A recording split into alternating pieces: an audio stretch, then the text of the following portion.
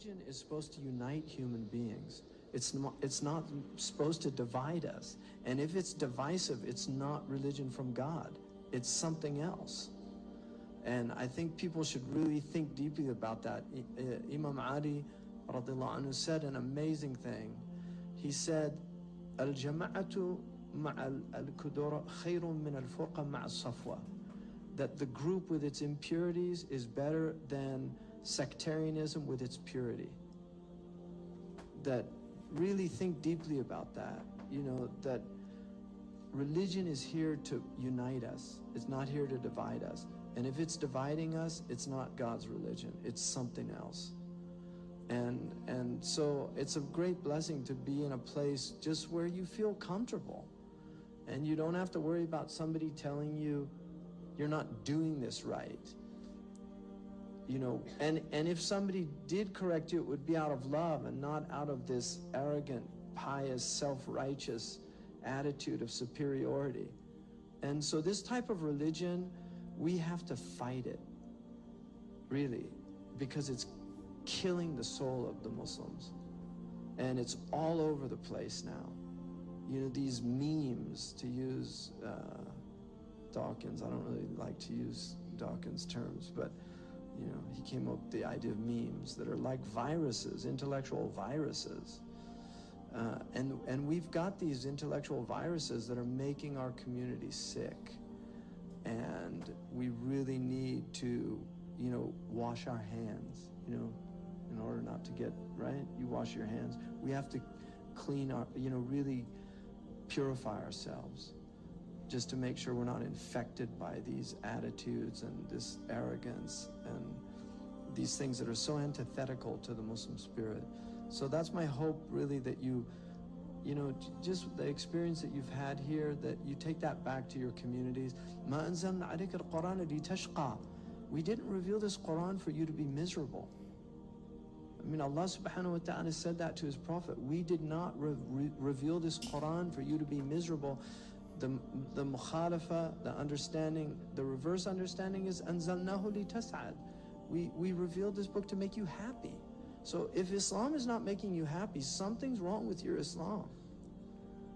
And if you're making other people unhappy, you know, woe unto you for driving people out of Islam. You know, and there are people that are driving people away from Islam. And this is, we're in the end game, people. I mean, if you don't see that, I don't know what planet you're living on. We're coming down to end game. Maybe it's 100 years from now, maybe it's 200, I don't know. Those things are in the knowledge of God. But our Prophet said, بُعِدْتُ وَسَعَكَ هَاتَيْنِ. I was sent, and the end of time are like these two. And he put his wusta and his sababa together, just like that. بُعِدْتُ أَنَا وَسَعَتَيْنِ وَسَعَتُ كَهَاتَيْنِ. I was sent, and the hour is like this. That was 1,400 years ago. And in terms of how long humans have been here, it's not a long time, 1,400 years. It's just a flash. So this is a time for people to have a lot of rahab, you know, just expansiveness in their hearts for people. Baza, baza. I wish I could quote it in Persian, but you know, we're in the city of Maulana Jalaluddin, and he has a beautiful qasida which is in the entrance to his maqam. Come again, come.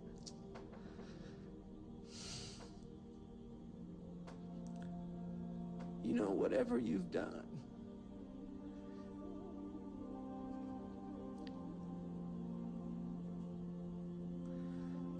this isn't a caravan of despair.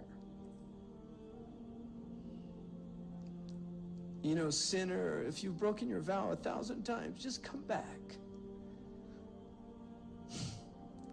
The door's open, and anybody that closes it is a shaitan. You know, and there's people closing that door on people that need to hear that message. You know, because this world can defile you. But no matter how defiled you are, Allah's door is open. No matter what's happened to you, Allah's door is open. I mean, we have testimony in the hadith to a mass murderer who was given tawbah. He killed 100 people, and he was given tawbah. This door is open, and people, we need to open it up and let people come in with all their faults and all their flaws and all their dysfunctionalities and all their problems. Just open the door and let people come in. Hudayfa al-Yamani, he said, the end of time won't come until the Muslims are like a big rock in a river. They don't drink from it, and they don't let other people drink from it. And he said, and the one seeing it is not like the one telling it. So don't be like that rock that doesn't let the river flow and let people drink from it. People need, they're dying of thirst out there. They're dying of spiritual thirst. Really, if we had in America spiritual disability as a possibility to get insurance and not go to work, we wouldn't have anybody working anymore. People are on antidepressants, they're on anxiolytics. They're really not well. People aren't well. And the reason they're not well is because they're not fulfilling their purpose. You cannot be well unless you're being human.